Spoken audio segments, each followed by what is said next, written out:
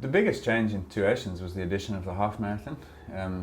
It used to be just the ultra, of course, the 56, and then 12 or 13 years ago, I think it was, they added the half. And I think that was symptomatic of the broader changes that have happened in running, is that the sport of running changed from being a serious, hardcore sport to being a recreational, enjoyable, social, health-focused activity, which is what's happened globally. I mean, if you go back to the 1970s, coincident with the start of Two Oceans was the growth of marathon running in the United States. And an event like the New York Marathon used to have a few hundred people participate, and they were this hardcore, serious runners.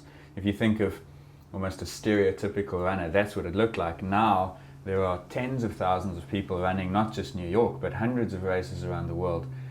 And so running has certainly grown, and it's grown in the community that use it for different reasons, for health reasons, for social reasons. And Two Oceans has followed that trend. So the addition of the half marathon was a massive, massive change, and I think a necessary one, because I don't think running could have survived as just that top-end ultra-endurance exercise, the 56. And so the latching on of the 21 changed the culture a little bit of the race, but I think in a good way, and it probably has stimulated the ongoing success of the ultra.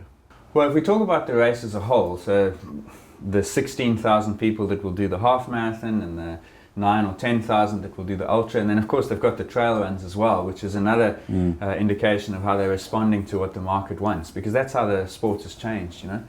More women, which I think was necessary. Again, back when running was a serious activity, it was men predominantly, and you'll find that in the ultra marathon there's still a preponderance of men, whereas when you start looking at the half marathon, it's a lot more women.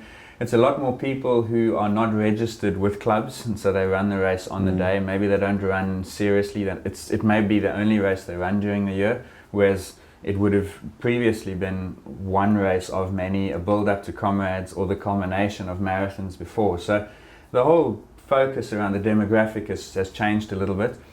And then I think with respect to the elites, they choose to run. I'm not going to make them out to sound like mercenaries, but they're running for profession. I mean, it's their job. And so as the prize money has grown and as the interest has grown, more people have come into ultramarathon running younger.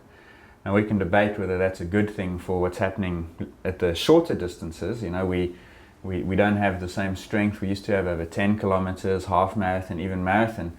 But I think our best athletes are now going to ultramarathons quicker. So I suspect what you'll find is that the best elite runners are younger than they used to be, and for that matter, so are the half marathon runners, because it attracts a younger crowd.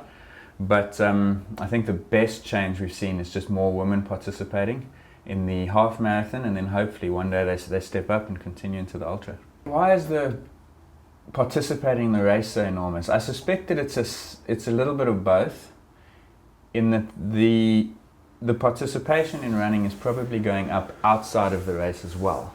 More people are taking to running as a means to get healthy, to burn off some stress, to be social, because running offers all these things that other sports don't. If you're a cyclist, you can't go out for a 2-hour ride and have a conversation for 2 hours because it's dangerous.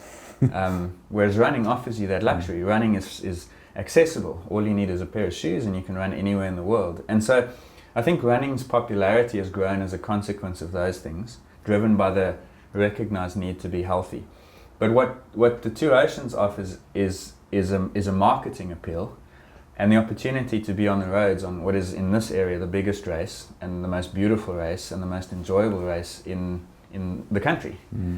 And so the opportunity to do it is so attractive, and I think people look at it every year and they see it on television, they know people who've done it, and they say, you know what, I want a piece of that in the future. So it's really healthy from the point of view that it's just so much fun to be out there with so many other people and enjoying that experience. So I think that's the big driver, and you see that in the fact that so many of the people who will run on Saturday are novices, first-time half marathon runners, because you want to tick off a challenge, and where else do you want to do it other than this incredibly well-organized, popular, well-supported social event? So I think that's the big driver.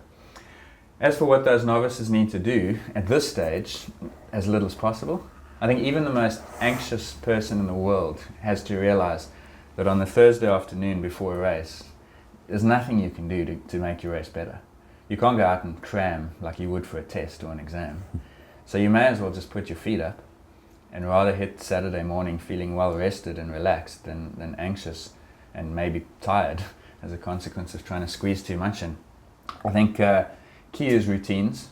People will have trained, admittedly different levels, but they would have done some training and they would have become familiar with how their bodies go, what they can eat before they run, what they can't.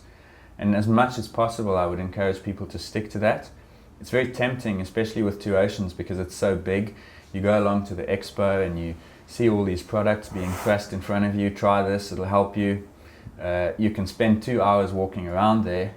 If you're from up country, you can spend another 4 hours walking around the shopping centres afterwards. These things will all take away from your race. So I would encourage you as much as possible to keep it low key, stick to exactly what you know, relax, get a good night's sleep tonight, because maybe tomorrow night you'll be a bit more anxious. Tonight's the key night. And then just have fun on Saturday. That's the main thing as a novice. Okay.